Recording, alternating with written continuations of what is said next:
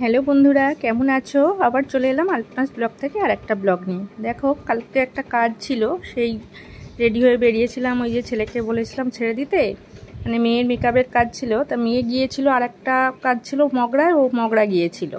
আমাকে ফোন করে বললো, মা তুমি ওখানে বাঁশবাড়িয়ে একটা কাজ আছে, চলে যাও, গিয়ে হেয়ারটা করতে থাকো। তাই ছেলেকে বললাম ছেড়ে দিতে। ও তাই আমাদের এই যে ছেড়ে দিতে যাচ্ছে, উঠোন থেকে গাড়িটা বের করছে। হ্যাঁ, তুই বের কর, আমি পিছনে আসছি। ব্যাগটা খুব ভারী ছিল, তাই নিয়ে আমি পিছনে গেলাম। আর এই যে আমাদের গেটটা, জানোই তোমরা, পুরনো বিল্ডিং এগুলো। ওই যে ও দাঁড়িয়ে রয়েছে, ও ছেড়ে দিয়ে চলে এসেছিলো। আবার ওর দিদি আসতে, আবার ওর দিদিকেও ছাড়তে গেছিলো বা আনতেও গেছিলো, এগুলো সবই তোমাদের দেখাবো।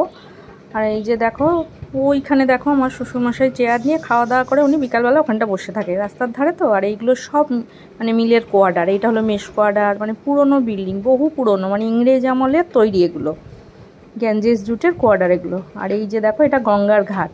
ওই যে এবার গাড়িতে যাচ্ছিলাম বলে তোমাদের ভালোভাবে দেখাতে পারলাম না, অন্য কোনো দিন এতে দেখিয়ে দেবো গঙ্গার ঘাটটা। আর এই হলো পঞ্চাননতলা। তখন সব দোকানগুলো বন্ধ ছিল, আমি তখন গেছি ওই 6:45 নাগাদ, এরকম হবে টাইমটা তখন। আর ওই যে ব্রিজের কাজ হচ্ছে, এইখানে সব লেবাররা থাকে, ওই টিন দিয়ে করে ঘর করে। আর যাওয়ার সময় একটু দোকানে দাঁড়িয়েছিলাম, কেন একটা ডোনাট কিনতে হতো, ডোনাটটা শেষ হয়ে গেছিলো। তা মেয়ে ফোন করে বললো, মা একটা ডোনাট নিই। ওই যে ডোনাটটা নিলাম। আগে এই ডোনাটগুলোর কত দাম কম ছিল, এখন 50 টাকা করে দিয়েছে এই ডোনাটগুলোর দাম, জানো। তো বাধ্য নিতেই হবে, ক্লায়েন্টদের যদি লাগে। এই যে ওখান থেকে নিয়ে আবার ছেলে যেখানে আমার লোকেশন সেখানে পৌঁছাতে গেল।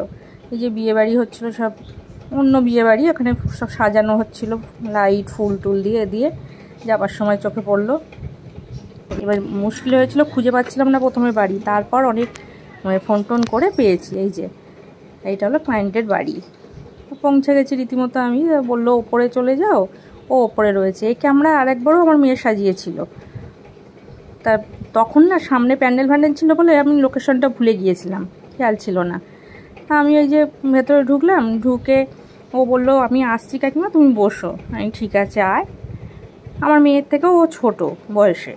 তা আমি ততক্ষণে সব প্রোডাক্টগুলো রেডি করে ফেললাম, কারণ মেয়ে এক্ষুনি ঢুকবে ওখান থেকে কাজ করে এসে।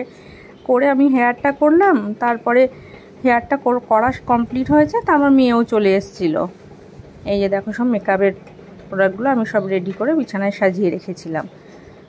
এই যে আইশ্যাডো প্যালেট ফ্যালেট সবই বয়ে নিয়ে যেতে হয়। আরও প্রোডাক্ট আছে, সে মানে যেহেতু এটা ব্রাইট না, এটা এমনি পার্টি মেকআপ ছিল, সেই জন্যে কিছু প্রোডাক্ট কম গিয়েছিলো। ব্রাইট হলে আরও অনেক প্রোডাক্ট যায় সঙ্গে, তখন 2-3টে ব্যাগ হয়। আর এই যে তারই মধ্যে মেয়ে এসে গেছে, মেয়ে এসে মেকআপ শুরুও করে দিয়েছে। ও নর্মালি মানে বলেছিল বেশি হিঞ্জি গিঞ্জি সাজবো না, খোঁপাটা একটু ভালো করে দাও কাকিমা। আমি চুল বেঁধে শাড়ি টাড়ি পরিয়ে ওকে রেডি করে রেখেছিলাম। তা ও শুধু শাড়ি পরলো, কানেরটা বললাম চেঞ্জ কর, বললো না কাকিমা আমি ভারী কানের পরতে পারি না, আমার কানে সবসময় এটাই থাকে। ভালো কথা। আর এই যে দেখো, আই মেকআপ করছে মেয়ে। মেনলি মেকআপের কী বলো তো, আইটা করতেই চোখ মানে টাইমটা বহুত লাগে, কারণ চোখের ব্যাপার তো, ধীরে ধীরে সবার চোখটা সমান না, ওই জন্য ওইটা করতেই টাইম লাগে মেকআপের। তারপরে এই যে আই মেকআপ করে আইলাইনার পরিয়ে দিচ্ছে। বললো, মা তুমি একটু আইলাইনার এটা ধরো, আমি পরিয়ে দিই। আমি একটু ওইগুলো হেল্প করি, আইশ্যাডো প্যালেটগুলো ধরে করে হেল্প করে দিলে ওর একটু তাড়াতাড়ি হয়ে যায়, ওই জন্য ওর সঙ্গে আমি যাই। এই যে ধরো হেয়ারটা করে দিই, শাড়ি টাড়িগুলো ধরে পরিয়ে টরিয়ে দিই। তবু তো এগুলো ঠিক আছে, যার ব্রাইডের একটু বেশি টাইম লাগে, সেগুলো একটু অনেক কিছু করতে হয়, শাড়ি ফাড়ি পরানোর ব্যাপারগুলো একটু অন্যরকম থাকে। এই যে দেখো, মানে আইটার লাস্ট লুক ওটা আর কি হয়ে এসছে ওটা। এবার লিপস্টিকটা বাকি আছে, যে কাজলটা পরাচ্ছে। আর লিপস্টিকটা আর দেখবে চোখ আর ঠোঁটটা যত সুন্দর করে আঁকলে, যতটা সুন্দর খোলে, এই যে দেখো চোখটা, এই যে এবার পুরো লুকটাই তখন চেঞ্জ হয়ে যায়। এই যে হয়ে এসছে, মাস্কারাটা লাগিয়ে দিচ্ছে। তো ও বললো এ লাগাবে না, এই যে লিপস্টিক, ও ডিপ কালার লিপস্টিক লাগাবে না, বললো আমাকে নিউড কালার দে। তাও মেয়ে বললো নিউডের সঙ্গে একটু মিশিয়ে দিই, তখন বললো তাই দে বলে। আর আমি হেয়ার স্প্রেটা লাস্টে বললাম মেয়েকে যে আমি হেয়ার স্প্রে মারিনি, ওটা লাস্টে মারো বলে। মেয়ে বললো তো আমি মেরে দিচ্ছি বলে। এই যে হেয়ার স্প্রেটা, মেয়ে হেয়ার স্প্রে না মারলে কুঁচো চুলগুলো বড্ড চোখে মুখে পড়ে। আর এই যে দেখো, এই খোঁপাটা আমি করে দিয়েছি, ভেতরে ডোনাট দেওয়া আছে। আর ওর চুলটা অনেক বড়, সেই জন্য আমি ওই ডোনারের ওপর দিয়ে, যেহেতু ফুল লাগাবে না সেই বাজে লাগবে বলে আমি ডোনারের ওপর দিয়ে চুলটাকে কভার করে দিয়েছি। এই জায়গার ফুল লুকটা দেখো। ব্যাস কমপ্লিট হয়ে গেছে মেকআপ। এই যে মেয়ে বেরিয়ে পড়েছে ব্যাগটা নিয়ে, ও নিচে চলে এসেছিলো। তারপর আমরা বলে টলে বেরিয়ে পড়লাম। ওর ভাইকে ফোন করে দিয়েছিল, বললো আয় মাকে নিয়ে যা, আমি একটু বেরোবো। বললো মা আমি একটু দোকানে যাব, তুমি ভাইয়ের সঙ্গে চলে যাও, আমি আসছি। এই যে এটা রাস্তাটা ওদের বাড়ির সামনে। আর বলতো আমরাও বেরিয়েছি।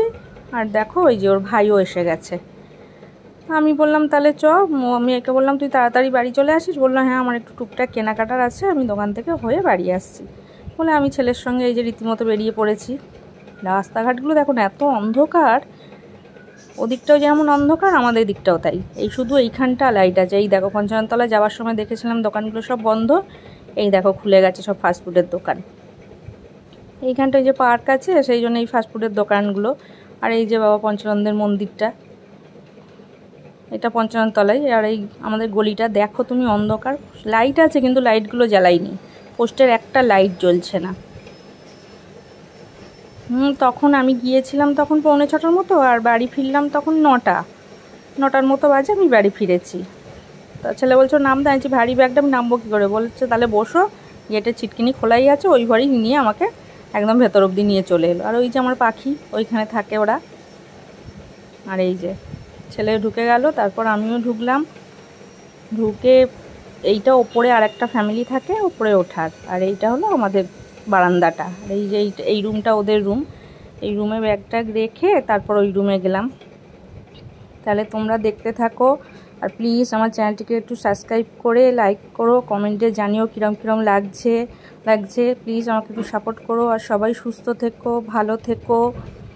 আবার দেখা হবে অন্য কোনো ভিডিও, অন্য কোনো দিন। তাহলে আজকের মতো আসছি। এই যে আমি আজকের মতো আসলাম। টাটা।